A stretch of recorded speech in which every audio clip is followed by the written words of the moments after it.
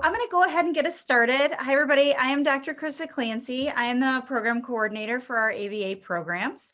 And I'm super excited today because we are doing a virtual open house, but not only are we going to tell you a little bit about our ABA programs, but I thought it would be super fun for people to learn a little bit about what you can do with ABA and meet a couple of our alumni who graduated from our program and hear a little bit about why they wanted to get into the field and some of the cool things that they are doing right now. So I'm not going to take too much time, but I just want to introduce our two speakers today. So Colleen, Sullivan, if you want to just wave to everybody and say hello. She is going to talk first. She's going to give us a little bit of background about how she got into the program, what she's doing now, like for her job as a BCBA and what that looks like, and then a little bit about a product that she has created for the field of applied behavior analysis. And then Adrienne Bradley is waving there. She is also going to tell us a little bit about what she's been doing. She has been working out in the field as a clinical director. She also has been teaching in our program to teach some of our new and upcoming students. And she'll tell you a little bit about some of the connections that she has made out in the field. So after they're done talking, I will have an opportunity to tell you guys a little bit about our program. And then at the end, we will have an opportunity for some questions and answers. We're also going to be having someone from financial aid join us at the end in case anybody had any financial questions. So I'm going to go ahead and turn it over to Colleen, and she is going to talk to you guys a little bit about what she's been doing. Thanks, Krista. Hi, everybody. My name is Colleen. I am a BCBA, like Krista said, that I graduated from Wayne State 2 years ago. Time flies, literally. So, so I just wanted to give a little background about me and what I'm up to. I graduated from Michigan State. And at that time, I was a psych major. That was my undergrad. And I had no idea what I wanted to do after I got my degree. And like Krista says a lot, I kind of just fell into the world of applied behavioral analysis. I got a job as a technician and I started working directly with clients with autism. And from there, I found I just was in love with the field. I loved what I was doing. I knew I had a passion for it. I had this undergraduate degree, and then that's when I then applied to Wayne State's master's program and started kind of from there. Graduated, got my BCBA, and now I'm practicing as a BCBA out here in Sterling Heights. So I just wanted to put it out there for all the people that, you know, you might have your undergrad or you might be working on your undergrad. You love working with kids like I did. I kind of wanted to do speech therapy at one time, physical therapy, occupational therapy. I wanted to be a teacher. I didn't know what I wanted to do. And I had really never heard of applied behavioral analysis before. And once I started and got into this field, I really realized it's kind of a combination of all of those things in all of these fields where you really get to work one-on-one on speech and on gross motor and on social skills, all these things that I wanted to do in other ways. So just to all those people that don't really know what you want to do, I say give it a try. It was the best thing that I ever have done. I love it. So yeah, I loved Wayne State. I still talk to a lot of my classmates. So one of my favorite things about going to Wayne State was the cohort that we had, and we stuck with those people all throughout the whole program. So you really get to meet a lot of people, and by the end you have a really great relationship with them. And the ABA is a small field, so I'll reach out to people that I went to class with, like, hey, are you working here? Or what are you doing with this?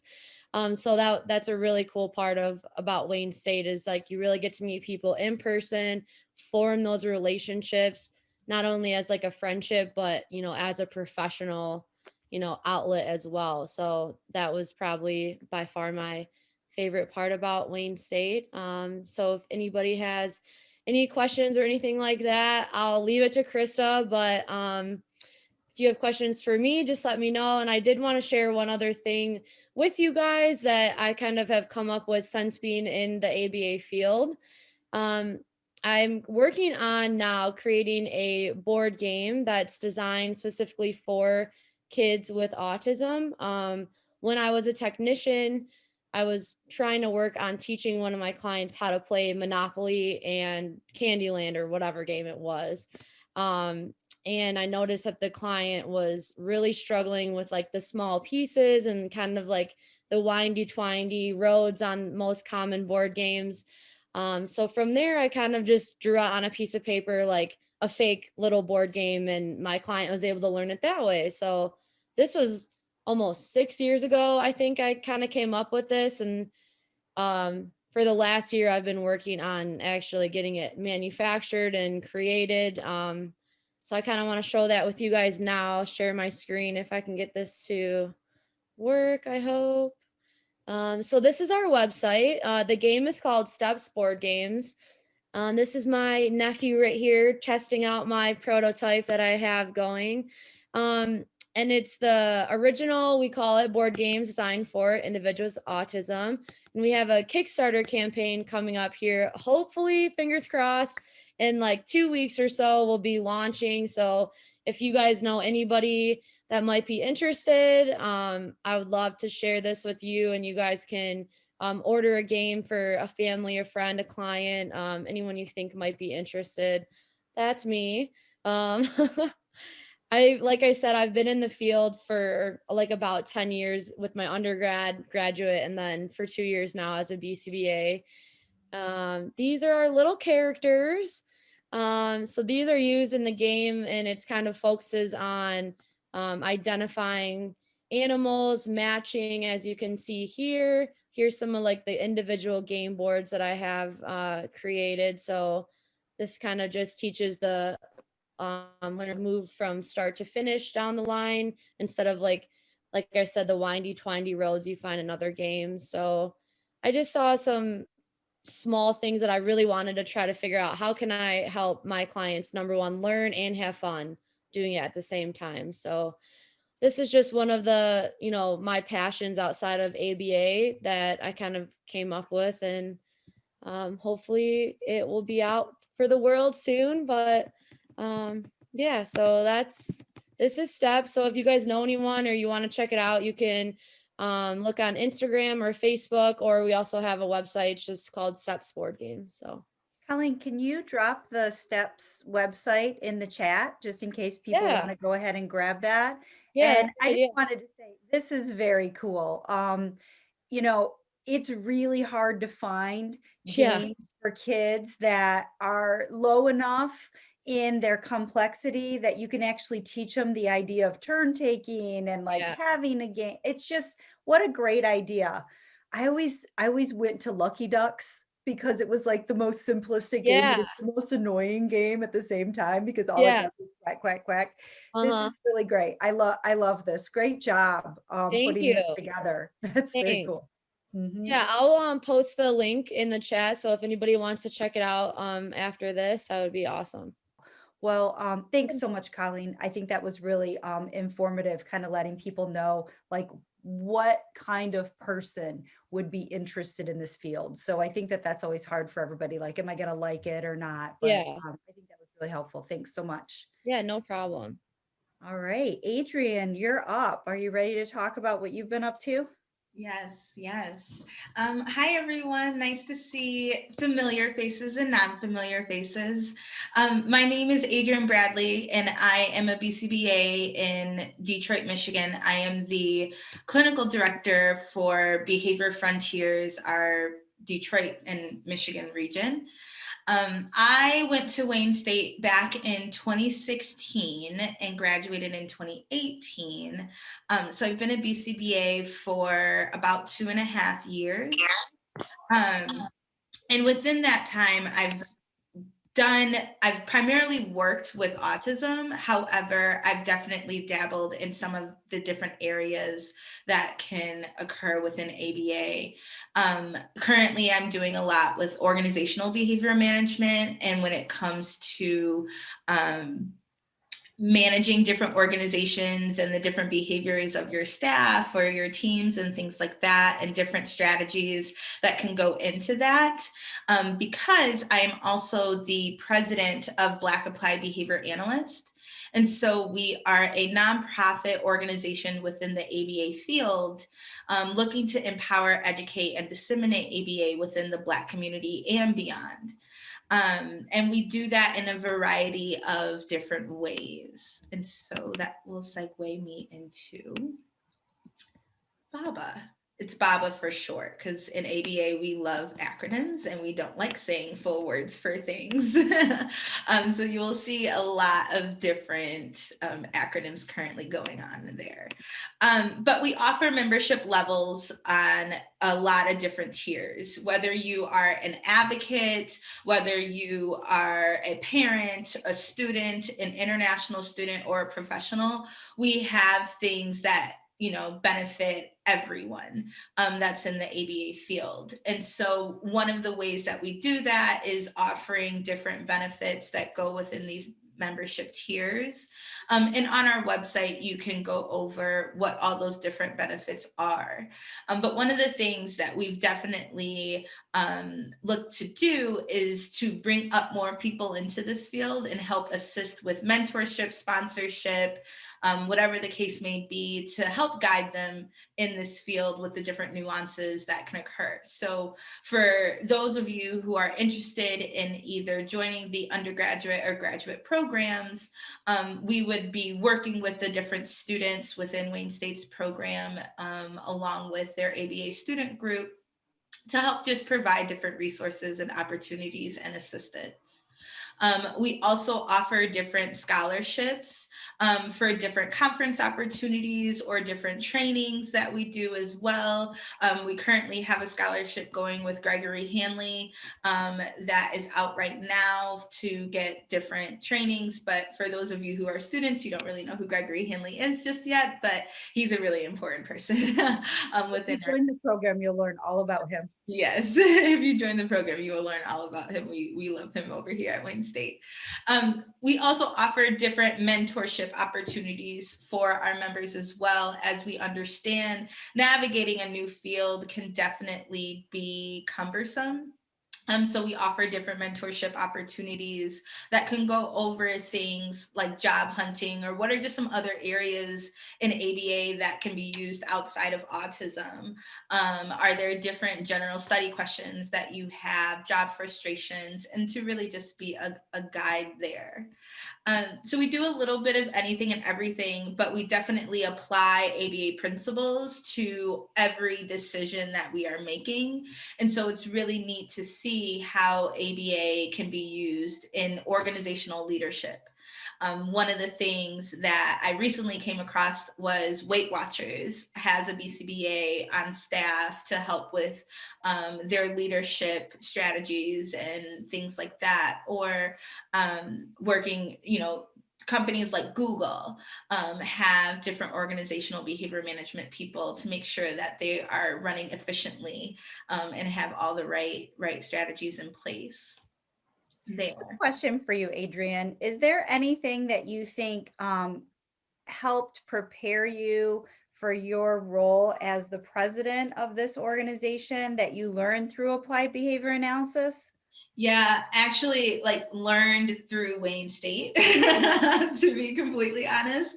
And I'm sure Krista's going to talk about this in just a little bit, but one of the things that Wayne State's offer that is very different from every other program out there, well, not every other program, majority of the programs that are out there are the practicum classes and the rubrics that are associated with those practicum classes.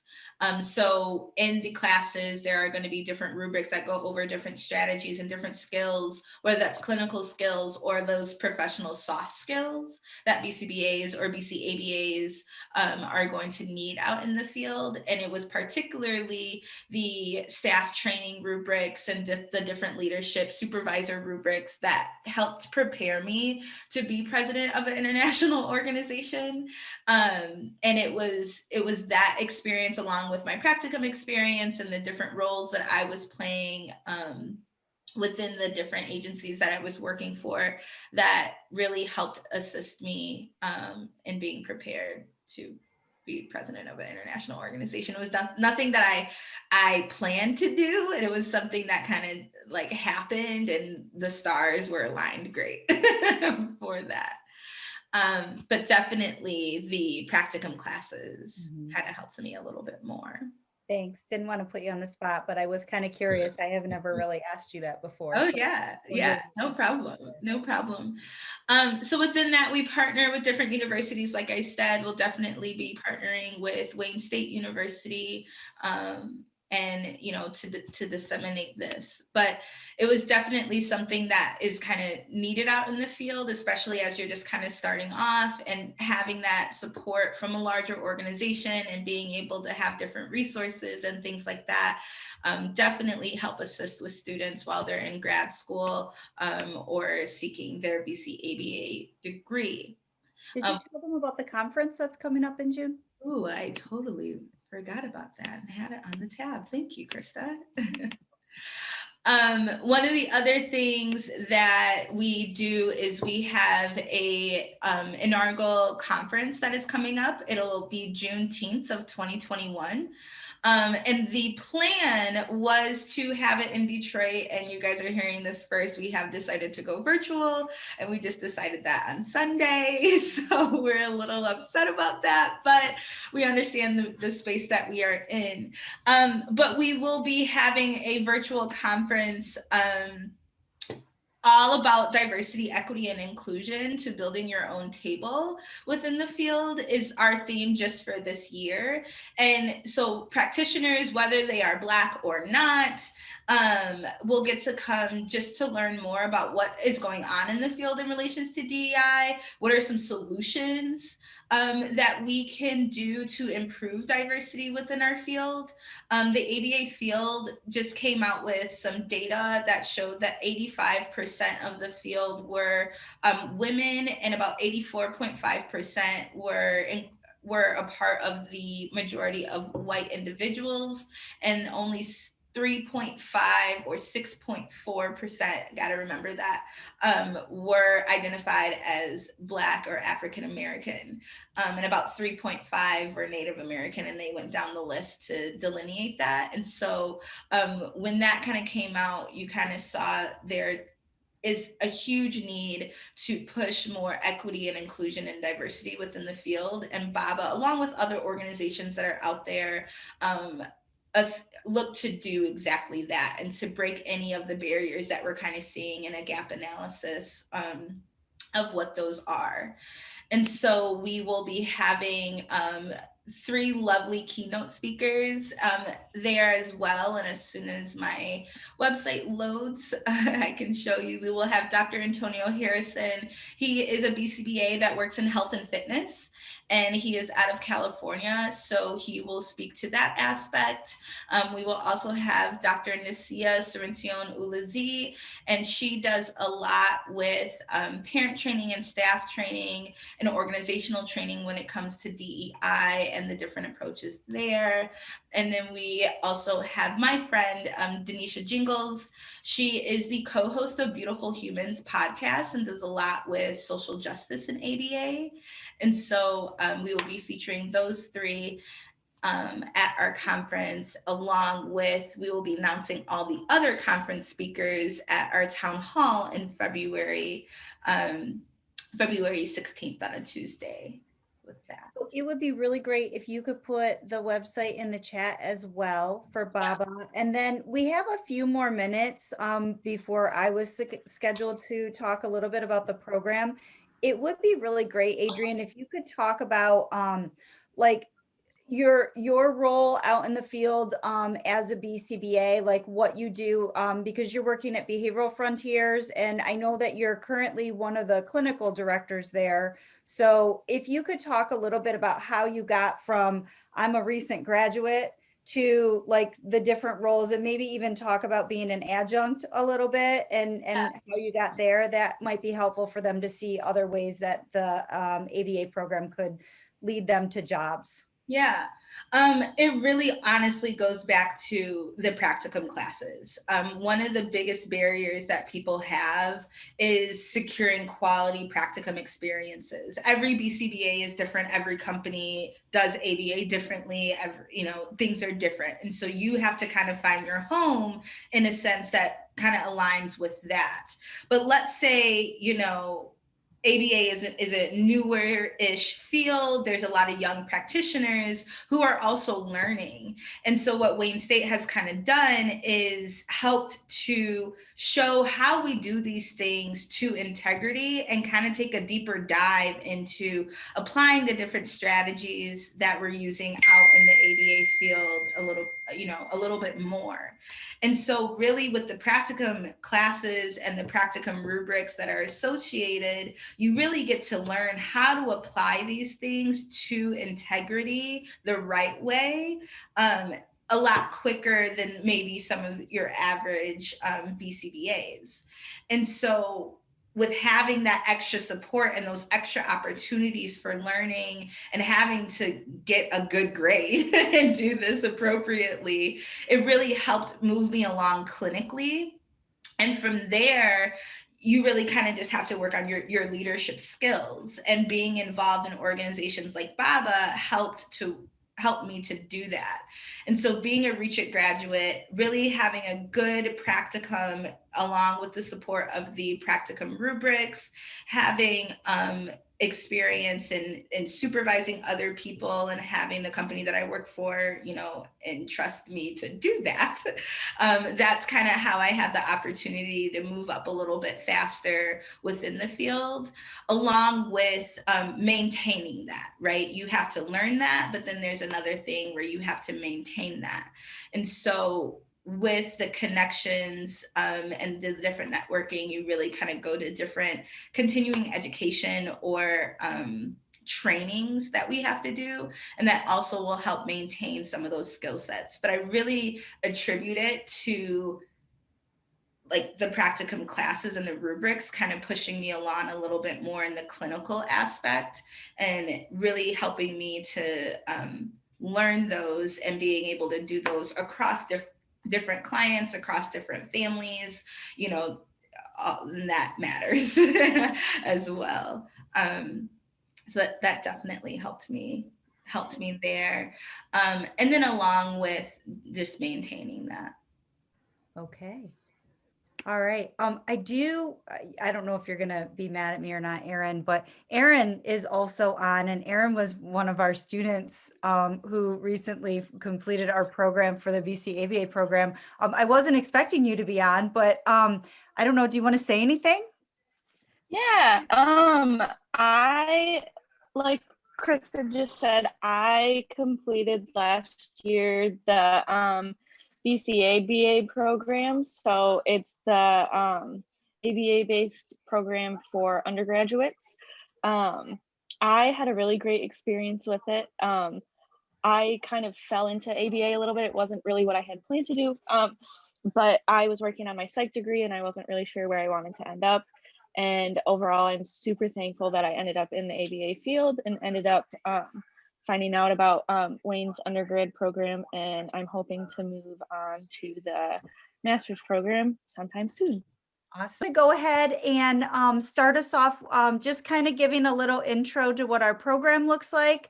If any, like I said, we'll have some question and answer opportunities at the end, but I'll just give you a quick overview. I'm going to share my screen so that I can pull up a little PowerPoint that I have for you guys. I'm going to skip through some of this because some of this stuff our guest speakers were able to kind of talk quite a bit about. But I'll show you this, which I think is important. So in case you're not quite familiar with the hierarchy, there are different positions within the field of applied behavior analysis. And the board certified behavior analyst, the BCBA or the BCBAD, those are people with the top certification that do the majority of the supervision of what's going on within each of the cases that they oversee. This person probably will have a caseload of maybe 12 or 15 kiddos that they'll work with, and then they also supervise these other people below them. So this would be a graduate of our master's program in applied behavior analysis. This other level here is a BCABA, and this is somebody who has a board certified assistant behavior analyst certification, and they are supervised by a BCBA, but in the state of Michigan, they can also do a lot of independent practice. If they work with Medicaid clients and they work for an agency that that's contracted with Medicaid, they can function almost like a BCBA with some minimal supervision from that person. So these people could potentially also have a caseload. This may change from state to state, but if you're planning on staying in Michigan, that's kind of a good gauge for that. And then there's also what we call a behavioral technician. And some people who are here may be a behavioral technician. Some people may have never heard of this, but the people who work directly one-on-one with the kiddos out in the field are behavior technicians. All of our students have to start by working out in the field because you have to do three things. And I'm actually going to skip a little bit of this and go down here. There's three things that you need to do in order to become certified. You need to get your degree. So for the BCBA, you need to have a master's degree.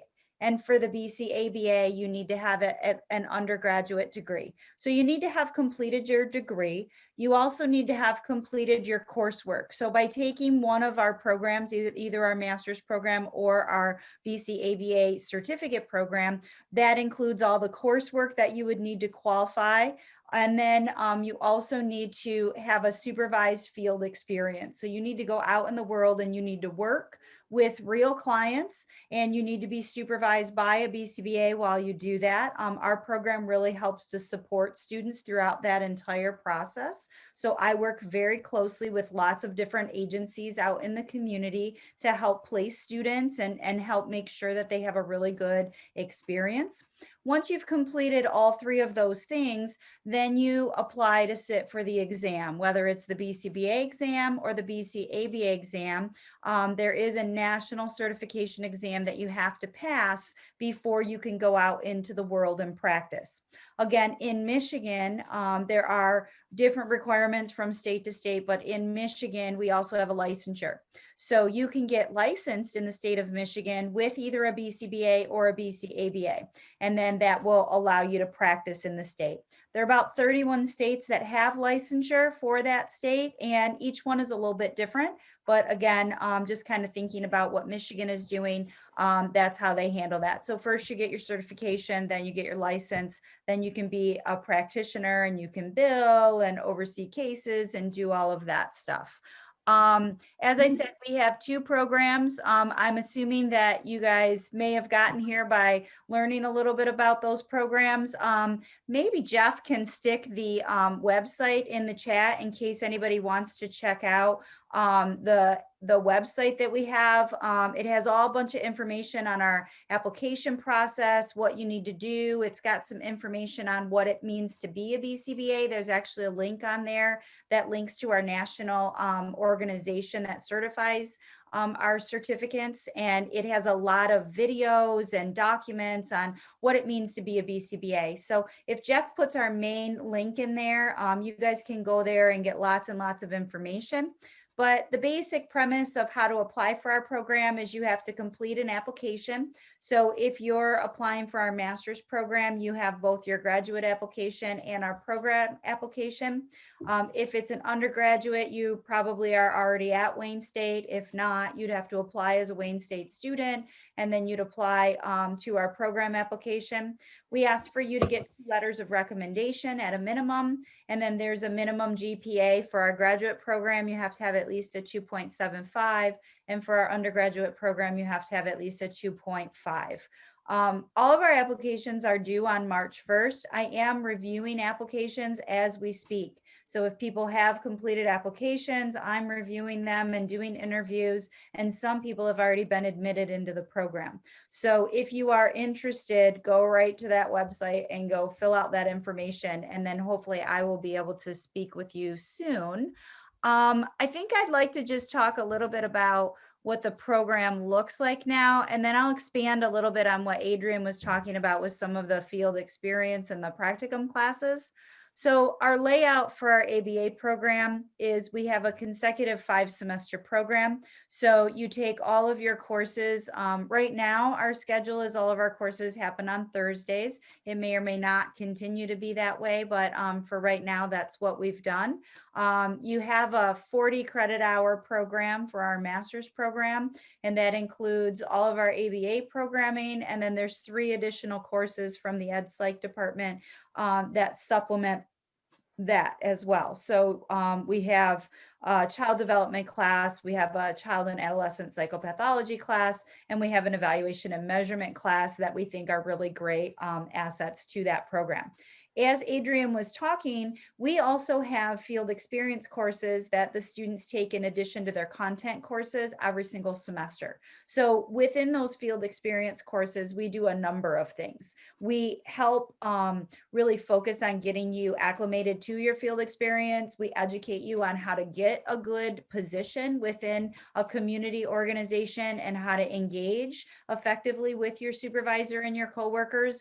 We also cover content in those courses that are related to things that you would need to know to be a better BCBA, to be a better practicing BCBA. So we talk a lot, like Adrienne was said about some of those soft skills. We also learn, there's a lot of readings that are associated with things that are kind of outside of the curriculum. So expanding your knowledge in other areas outside of autism, or learning to write treatment plans better. We also do a lot of training on just how to provide supervision later on. So most of our graduates from our master's program later go on to supervise other people, and many of them ultimately become clinic directors, or they become supervising BCBAs in some way, shape, or form, because we train them to do that. We really focus on that supervision training. So that's kind of a general overview. All of our programs for the master's, we teach in cohorts, so everybody enters at the same time.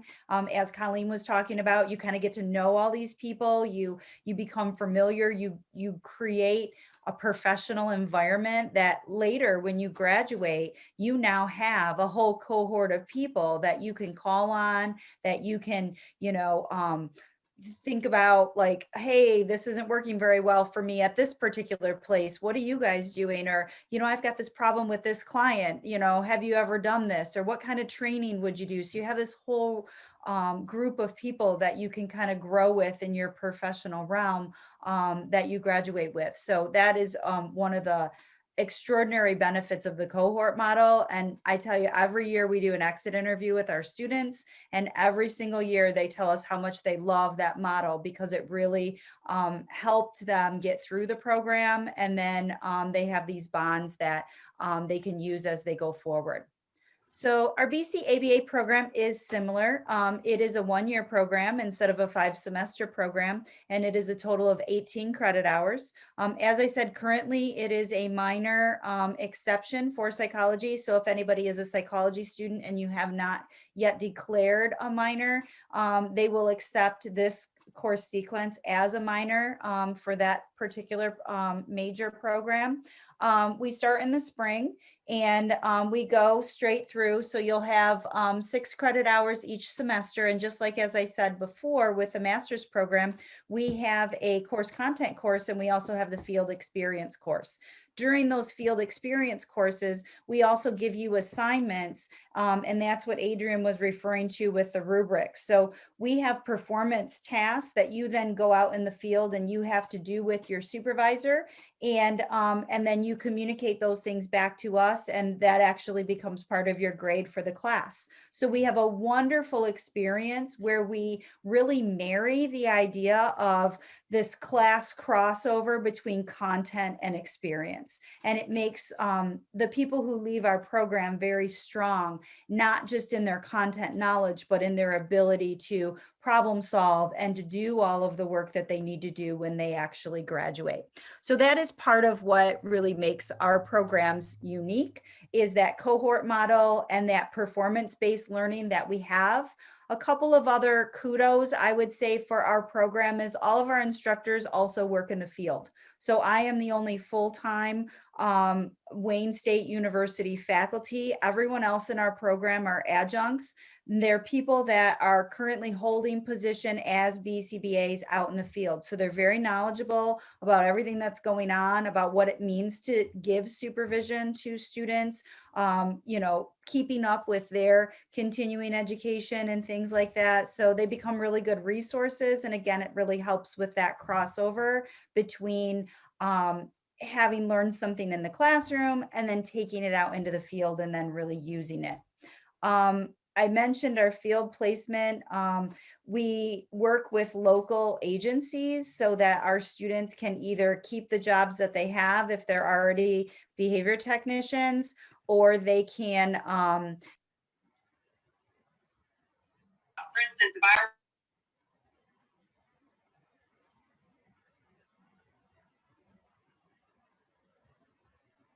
Chris, I think you're muted. Sorry, I let somebody in and then it muted me. So anyways, we partner with these organizations. And if you are getting a job in the field for the very first time, the nice thing is a lot of times people stay at those jobs. They can work there, they can make some money, they can accumulate their hours. And at the end of the day, many of those people finish their program and then they get hired by those places, because if you're going to spend all that time training somebody, you might as well hire them. So our job placement is pretty high for our graduates as well. Another unique thing, as I mentioned, we have exit interviews. So we get a lot of student feedback and we incorporate it and we use it. So we're constantly changing what we're doing. This last one, I'm gonna not say that this is happening. We've been online for quite some time, obviously since March of last year, and we're renegotiating where we're gonna have our classes and how much face-to-face we're going to have. So all of that is kind of up in the air. We just initiated a request to have an all online option for our students. So even if we go back to face-to-face, students will be able to do online. This also means that out-of-state students are going to be able to join our program and that they're going to be able to get in-state tuition for that, which I'm really excited about. For our in-state students, I think that this will add a lot. Actually, I should make the exception. That is just our master's program. So our undergraduate program will not be an all online program, although our classes probably will remain online for some time. We don't have a plan at this point to get back to face-to-face classes for our undergraduate program, but for our master's program, we will be inviting other people from out of state, which I think is going to allow a lot of unique discussions within the classroom, because as I said, things are a little bit different from state to state. So I think that this will be really exciting for our students. We're also looking at having a dual program where we're going to be using some space in the College of Education to be able to partner distance learning and face-to-face learning at the same time. So our students who are in the classroom will be able to interact with our online students, continuing to kind of support this cohort model and this largely discussion-based teaching model that we have. So lots of cool things that are going on within our program, and we're conscientious about growing and really trying to keep abreast in what's new within the field.